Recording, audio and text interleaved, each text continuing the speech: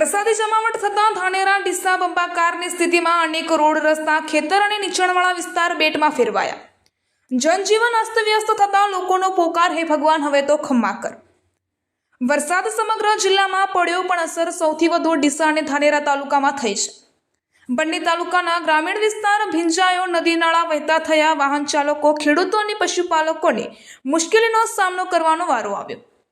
સિટીના અનેક વિસ્તારોમાં પાણી ભરાતા પાલિકા પાણીના નિકાલમાં કામે લાગ્યું, જેના કારણે વરસાદી પાણી ઓસરતા લોકોને રાહત થઈ છે. ધાનેરા નગરપાલિકા વિસ્તારમાં રાત્રેથી જે વરસાદ ચાલુ થયો છે તે વરસાદના કારણે જે નીચાણવાળા વિસ્તારો હોય, દાખલા તરીકે ચામુંડાનગર છે, હિંગળાજનગર છે, પછી રાજમંદિર ટોકી છે, પછી નેનાવ રોડ છે કે બજાર વિસ્તાર છે, જે પાણી છે તે સવારના વરસાદી ચાલુ તો એના અંદર પણ અમે નગરપાલિકાની ટીમ કાર્ય છે. ચીફ ઓફિસર શ્રી માનનીય વહીવટદારશ્રીની સૂચનાથી અમે સવારથી જ કાર્ય છીએ. પાણી ન ભરાય, પબ્લિકને હાલાકી ન પડે તે માટે અમે તત્પર છીએ.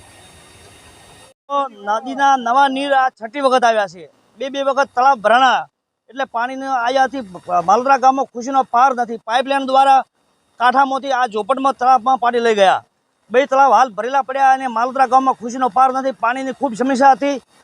ધાનેરા ડીસા તાલુકાના અનેક ખેતરો બેટમાં ફેરવાયા. ખેતરમાં ઉભેલા પાકને નુકસાનની શક્યતા સામે આવી. માલોત્રા સહિત અનેક ગામના તળાવ છલકાયા, ખેતરના પાળા પણ તૂટ્યા. પરિણામે ખેતરના ધોવાણ પણ થયા. અનેક હાઈવે પર ઘૂંટણસમા પાણી ભરાતા વાહન ચાલકોને હાલાકીનો સામનો કરવાનો પણ વારો આવ્યો. હાલાકીની સાથે તંત્રની કામગીરીની પણ પોલ ખુલી. ઉપરવાસમાં વરસાદના કારણે રેલ નદીની સાથે અનેક વહોડાઓમાં પાણી આવતા ખેડૂતોમાં કાયદાની સાથે નુકસાનની પણ સહન કરવાનો વારો નસીબે લખાયો.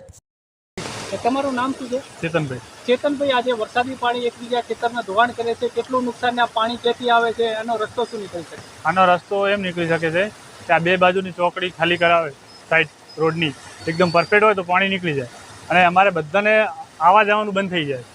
એટલે કે આ જે ઝોપા છે ત્યાં ઘરનાળાની વ્યવસ્થા સરકાર કરે તો પણ સારું થાય કે અમારે દૂધ ભરાવા જવું, બીજું કોઈ પણ જઈ શકે. અને બીજા નંબરે કે અમારે નુકસાનની વાત કરું, નુકસાન તો અમારે કાલે જ અમે મગફળા પહેરેલા, એ આજે બધા તણાઈ ગયા. બીજી વાર પહેરેલા, એ બીજી વાર આગળની ટાઈમમાં મેં પહેરેલા હતા એ પણ તણાઈ ગયા, અને આજે બીજી વાર પહેરાયા હતા એ પણ આજે તણાઈ ગયા છે બધા. અને ફૂલ પાણી જાય, જોઈ શકો તમે, બધું ફૂલ પાણી. શું નામ છે આપનું? મારું નામ છે પરબતભાઈ રબારી. પરબતભાઈ, અહીંયા કેટલું નુકસાન છે? કઈ રીતે? અહીંયા નુકસાન એવું છે કે પાણી જે આવે 2-3 ગામોનું ભેગું પાણી અહીંયા આવે છે. ત્યાં બધા ખેતરનું પાણી ભેગું થઈને અહીંયા આવે એટલે અહીં બધું વાવેતર છે. ઘણા ખેડૂતોનું ફેલ થયેલું છે. મગફળીનું વાવેતર હતું એ બધું ફેલ જ છે. આગળ બીજી વાર વાવેતર કર્યું, પહેલી વાર ફેલ થયું, આ બીજી વાર થયું, આ બીજી વારે આજે ફેલ જ છે. એટલે ઘણું બધું નુકસાન છે. નુકસાન લગભગ છે એમાં હરેક ખેડૂતને લાખ રૂપિયાનું નુકસાન છે. ધોવાણને જે મગફળીનું વાવેતર નિષ્ફળ થયું છે એ 1 લાખનું નુકસાન છે. એમાં જો ગુજરાત સરકારને જો થોડા ઘણી સહાય કરે તો ખેડૂતોને સારું છે, ને ખેડૂતોને ખૂબ કાઠું છે. એમાં વધારે જ તકલીફ છે, મતલબમાં કે એમ ખેડૂતને આ વખતે વાવણી કાઠી જ છે. હા, દેવાદાર થઈ જાય. બીજી તરફ રાજસ્થાનથી રવિયા ગામના વહોડામાં પાણી આવતા 15 ગામોના લોકોને અવરજવર પર અસર થઈ. ખેડૂત, પશુપાલકો અને વાહન ચાલકો રસ્તામાં અટવાયા. ભારે વાહન વચ્ચે રસ્તો પસાર કરવો મુસીબત બનશે. એકબીજા ગામનો સંપર્ક થોડીવાર માટે તૂટ્યો હતો. ધાનેરા ડીસા અને સાંચોર ધાનેરા હાઈવે પર પાણી ભરાતા હાલાકી સહન કરવાનો વારો આવ્યો હતો. ડીસા ધાનેરામાં વરસાદી માહોલમાં લોકો મુસીબતમાં મુકાયા. વધુ વરસાદ આવે તો આવનાર સમયે ફરી 2017ના દ્રશ્યો તાજા કરે તો પણ નવાઈ નથી. સમગ્ર મામલે અનેકવાર રજૂઆત કરવા છતાં યોગ્ય કાર્યવાહી ન થતા દર ચોમાસે આ જ સ્થિતિ સામે આવે છે, જેનો ઉકેલ ધાનેરા ડીસાના નસીબે લખાયેલો જ નથી. ચૌધરી નરસિંહભાઈ માલોત્રા. નરસિંહભાઈ, આ જે પુલ છે, પુલને કારણે અનેક લોકો હેરાન થઈ રહ્યા છે. ખરેખર રિયાલિટી શું છે? અનેક લોકો એટલે સાહેબ હવે અત્યારે જો મારું ત્યાં પિકઅપ પાછળ પડ્યું, મારે આ શહેરા પેટ્રોલ પંપની બાજુમાં ધંધો હોય, રાજસ્થાન દૂધ લેવા જવું હોય, મેઇન રસ્તો બંધ છે. ત્યાં ડેરી ઉપર લોકોનું દૂધ બગડશે. પછી રહી વાત દૂધનું તો ચલો જવા દો, આપણું તો અહીંયા અત્યારે ડિલિવરીનો કોઈને પ્રોબ્લેમ હોય, ઇમરજન્સી કેસ હોય તો ધાનેરા જવા માટે કોઈ બીજો રસ્તો નથી.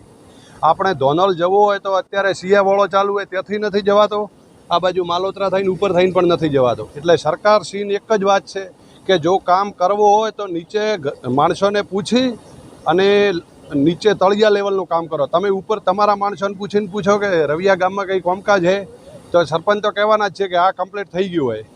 પણ ના, તમે નીચે પબ્લિકની પૂછો કે પ્રશ્નો શું હોય ખરેખર, તો નીચે વાચા આપશે તો આનું નિરાકરણ આવશે. ભગવાનભાઈ પ્રજાપતિ ભગવાનભાઈ, આજે વોળાના લીધે દર વર્ષે લોકો હેરાન થઈ રહ્યા છે, ખરેખર કેવી મુશ્કેલી? દર વર્ષે કાયમી છે. આજ તો રવિવાર છે પણ સોમવાર હોય કે શનિવાર હોય કે ડેલી માટે તકલીફ છે. છોકરાને જવા આવવામાં પૂરી તકલીફ છે. ડિલિવરી વાળી દીરો તો મરી જાય તો ક્યાં લઈ જાવી, કોઈ તકલીફ એમ લીન જવરાય એમ છે, પૂરી તકલીફ છે. સરકારે તો જાણતો એ બે એમ કરે વાત, નેતારે એ બે એમ વાત કરે, પણ આપણે ખેડૂતને પૂરી તકલીફ છે.